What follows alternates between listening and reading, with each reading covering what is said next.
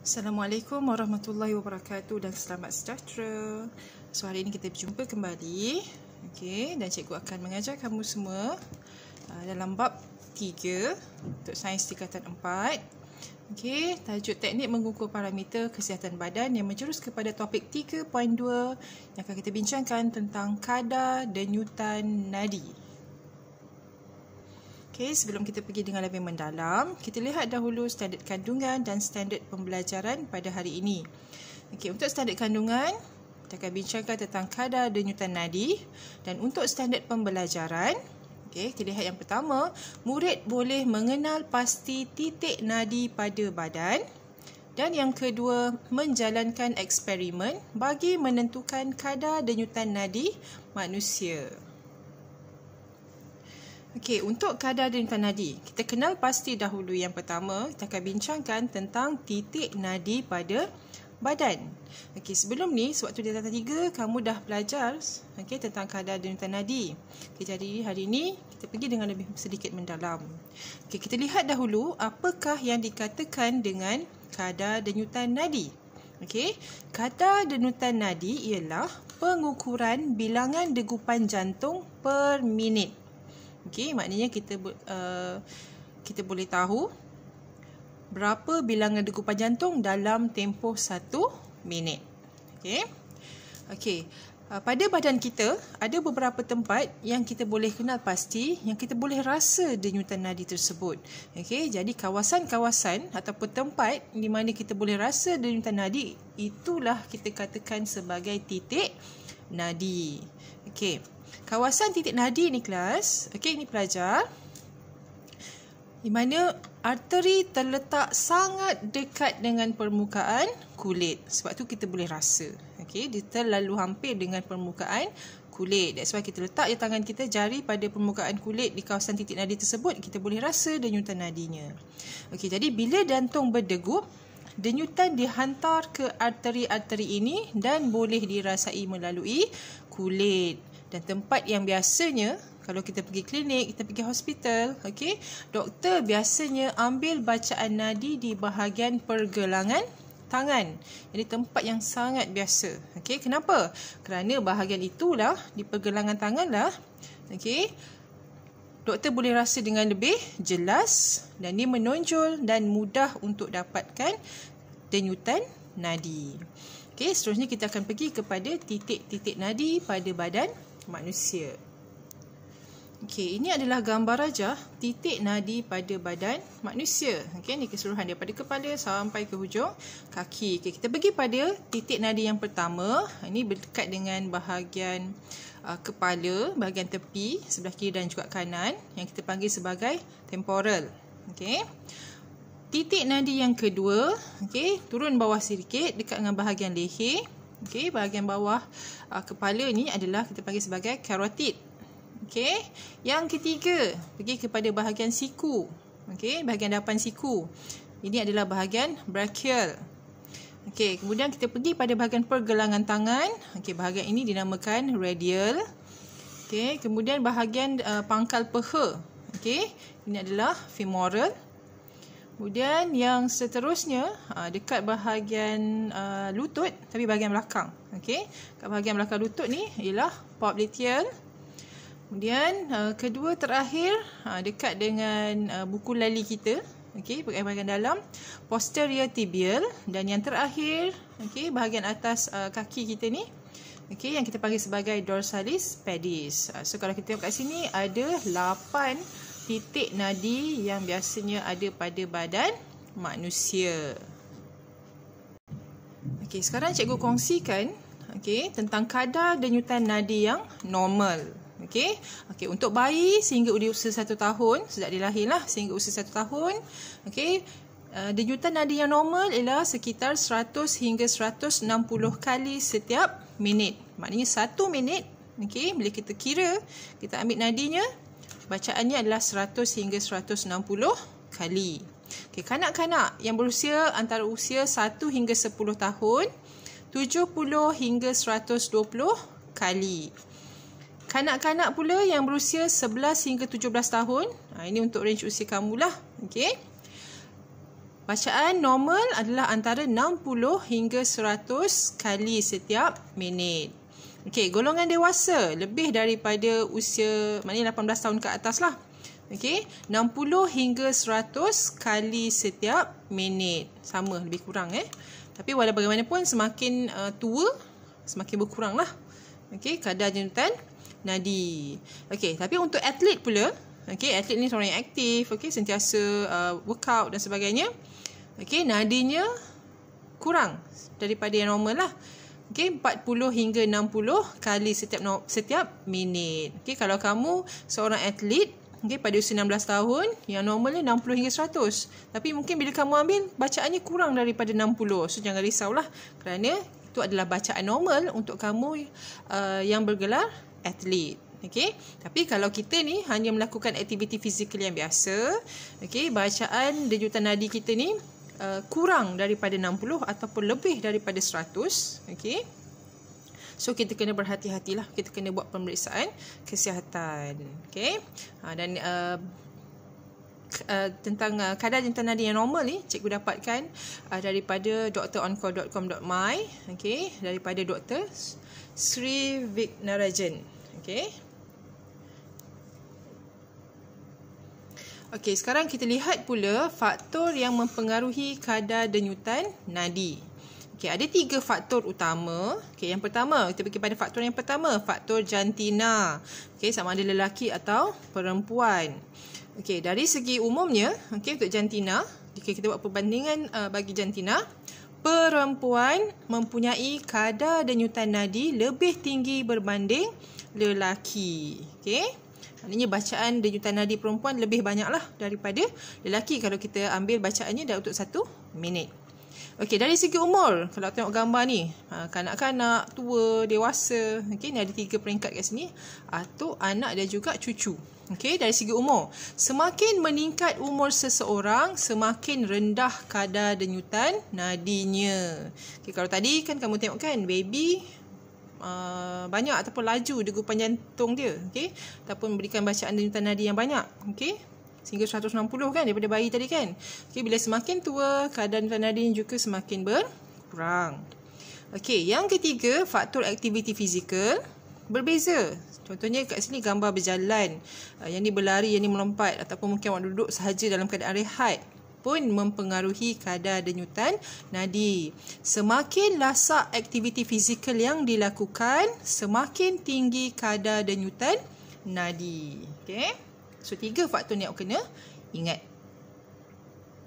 Okey, sekarang kita lihat beberapa eksperimen yang kita boleh lakukan untuk menyiasat bagaimana jantina, umur dan aktiviti fizikal mempengaruhi kadar denyutan nadi. Okey, yang ni kita akan buat bila kamu kembali ke sekolah nanti, ataupun mungkin kamu boleh lakukan sendiri juga di rumah sekiranya memenuhi syaratnya lah. Okey, kita lihat pada aktiviti yang pertama, aktiviti A. Okey, untuk kajian kadar denyutan nadi manusia berdasarkan jantina. Okey, tujuan menyiasat kesan jantina ke atas kadar denyutan nadi manusia. Okey, penyataan masalah, adakah kadar denyutan nadi manusia berbeza mengikut jantina?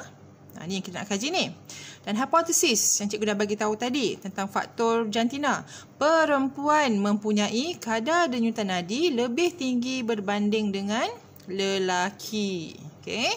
Jadi, sebab kat sini kita gunakan jantina. Okey, untuk pemboleh ubah dimanipulasi ialah jantina, sama ada lelaki atau perempuan. Kemudian pemboleh ubah bergerak balas yang kita nak dapatkan bacaannya adalah apa? Keputusan merujuk kepada kadar denyutan nadi. Okey, ini adalah pemboleh ubah bergerak balas. Kemudian pemboleh ubah dimalarkan, iaitu tempoh masa. Biasanya kita ambil itu 1 minit lah. Okey, umur. Contohnya awak buat untuk usia awak pada usia 16 tahun. Jadi kita kena buat juga dengan jantina yang berlainan pada usia yang sama. Kalau awak pelajar perempuan berusia 16 tahun, okey, satu lagi jantina yang berbeza iaitu lelaki pun mesti berusia 16 tahun. Dan jenis aktiviti fizikal juga sama. Maknanya dalam keadaan rehat, yang seorang lagi pun dalam keadaan rehat. Tak boleh seorang tu baru lepas berlari, yang seorang lagi duduk saja. Okey, itu dah tidak boleh dimasukkan kepada pemboleh ubah, dimalarkan, dah tak sama ya. Okey, radar siapa yang kita gunakan? Kita gunakan jam randik untuk tentukan masa dalam tempoh 1 minit. Okey, now kita lihat bagaimana eksperimen ini dijalankan. Okey, yang pertama, jalankan aktiviti ini dalam 2 kumpulan, iaitu kumpulan lelaki dan perempuan. Okey, mana mesti adalah 2 jantina yang berbeza. Okey, yang kedua, ambil bacaan denyutan nadi setiap murid dalam masa 1 minit. 1 minit sahaja. Okey, tak perlu lebih. Seperti pada rajah 3.6. Ni, rajah 3.6 ni apa dia? Ambil 2 jari, letakkan pada bahagian titik nadi. Ini bahagian pergelangan tangan lah, ataupun bahagian yang dipanggil sebagai radial. Okey, seorang murid memegang jam randik dan menjaga masa. Maknanya bila mula bagi tahu mula, dan selepas 1 minit bagi tahu berhenti. Okey, stoplah kita kira untuk denyutan nadi. Okey. Yang ketiga, catat bacaan denyutan nadi setiap murid dalam masa seminit. Kemudian kumpulkan bacaan denyutan nadi semua murid lelaki dan perempuan di dalam kelas. Okey, macam dalam kelas kamu ada kurang 24. Okey, 24 orang pelajar. Jadi berapa orang pelajar lelaki, berapa orang pelajar perempuan, semua bacaan diambil dan kita kira purata denyutan nadi mengikut jantina dan rekodkannya di dalam jadual. Okey, kemudian kat mana jadualnya? Inilah di bahagian keputusan. Ada 2 kolom untuk jantina murid dan kadar denyutan nadi. Okey, bacaan per minit tu. Okey, lelaki perempuan, kat sini kita letakkan purata. Purata denyutan nadi untuk lelaki berapa, untuk perempuan berapa. Okey, kemudian bila kita dah dapat bacaan tersebut, barulah kita tengok bahagian kesimpulan, adakah hipotesis eksperimen ini diterima, ya ataupun tidak, dan apakah kesimpulan eksperimen ini, adakah ia memenuhi hipotesis yang kita katakan perempuan mempunyai kadar denyutan nadi lebih tinggi berbanding dengan lelaki. Okey, kemudian soalan, adakah terdapat perbezaan kadar denyutan nadi antara murid lelaki dengan murid perempuan? So kita boleh jawablah berdasarkan eksperimen yang kita buat. Itu untuk aktiviti yang pertama. Okey, sekarang kita pergi kepada aktiviti yang kedua. Okey, kadar denyutan nadi manusia berdasarkan umur. Okey, kita tengok tujuan aktiviti yang kedua. Menyiasat kesan umur ke atas kadar denyutan nadi. Okey, penyataan masalah. Adakah kadar denyutan nadi manusia berbeza mengikut umur? Okey. Kemudian hipotesis. Semakin meningkat umur seseorang, semakin rendah kadar denyutan nadinya. Okey. Jadi kita pergi pada pemboleh ubah disebabkan kita nak kira ataupun berdasarkan faktor umur. Jadi umur dimasukkan untuk pemboleh ubah dimanipulasikan. Kemudian B, pemboleh ubah yang kedua, bergerak balas. Kita nak ambil kadar denyutan nadi. Yang dimalarkan sama macam tadi, aktiviti yang pertama, tempoh masa. Okey, berapa masa, waktu berapa minit yang kita ambil tadi. Okey, jantina mesti sama. Okey, kalau buat pada lelaki lah, kalau perempuan lah. Dan jenis aktiviti fizikal juga mesti sama. Radas yang kita gunakan jam randik untuk pantau tempoh masa yang kita buat. Okey, macam mana eksperimen ini dibuat? Okey, yang pertama, jalankan aktiviti ini dalam kumpulan. Yang kedua, ambil bacaan denyutan nadi salah seorang murid dalam kumpulan seperti pada rajah 3.6 tadi. Okey, yang mana kita ambil 2 jari letak pada bahagian pergelangan tangan. Okey, salah seorang murid yang lain memegang jam randik dan menjaga masa. Kita buat dalam masa berapa minit? Okey, yang ketiga ni kita tengok. Catat bacaan kadar denyutan nadi dalam masa seminit. Sama macam tadi juga. Okey. Okey, yang keempat, ulang langkah kedua dan ketiga dengan guru dan pembantu makmal. Maknanya cikgu pun sekali buat sama eksperimen dengan kamu dan juga minta juga pembantu makmal buat sekali eksperimen ini. Pastikan jantina murid yang diukur nadinya sama dengan guru dan pembantu makmal. Macam contoh cikgu perempuan. Jadi cikgu akan minta pelajar perempuan. Dan juga pembantu makmal pun perlulah perempuan juga. Yang membezakan adalah umur sahaja. Okey, kita tengok bahagian keputusan. Contoh sampel murid. Umur berapa? Umur kamu 16 tahun. Okey, catat kadar denyutan nadinya. Okey, cikgu. Contoh umur cikgu 30 tahun. Okey, kadar denyutan nadinya berapa? Pembantu makmal. Contoh umurnya 45 tahun. Okey, berapa kadar denyutan nadinya? So, masukkan dalam bahagian keputusan dalam jadual. Okey, kemudian dah siap semua eksperimen, kita nak bahagian kesimpulan. Adakah hipotesis eksperimen ini diterima? Dan kita boleh jawablah. Apakah kesimpulan eksperimen ini? Adakah dia menepati hipotesis? Semakin meningkat umur seorang, semakin rendah kadar denyutan nadinya. Okey, soalan. Adakah terdapat perbezaan kadar denyutan nadi berdasarkan umur sampel? Ini kita boleh jawab berdasarkan kesimpulan bila kita dah dapat keputusan. So, ni nanti kita boleh buatlah. Okey. Ataupun kamu mungkin boleh buat di rumah. Okey, contohnya kamu pelajar lelaki. Kamu boleh minta bapa kamu. Kalau kamu ada atuk ke, okey, boleh. Kamu boleh buat dahulu eksperimen ni. Kamu boleh cuba dahulu di rumah. Okey. Okey, eksperimen yang ketiga ataupun aktiviti yang ketiga, kita nak uji tentang kadar denyutan nadi manusia berdasarkan aktiviti fizikal.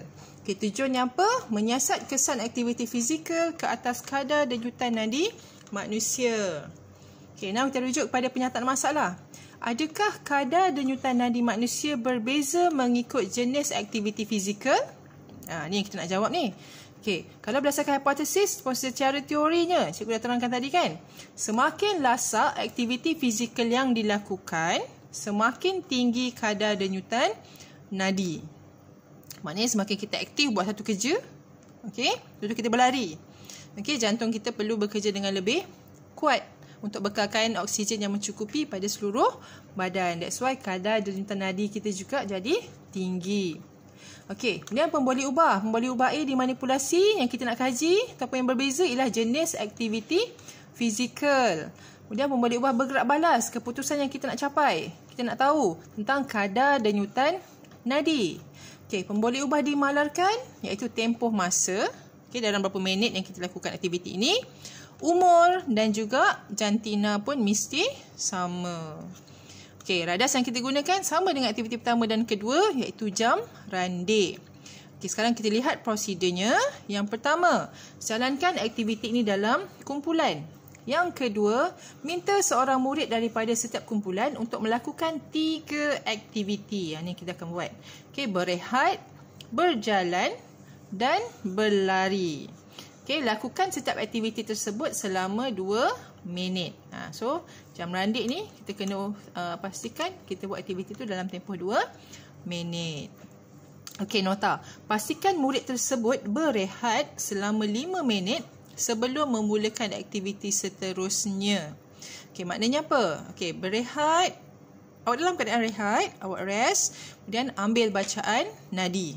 Okey, selepas tu buat aktiviti yang kedua, berjalan. Awak berjalan, ambil bacaan nadi, kemudian awak rehat 5 minit.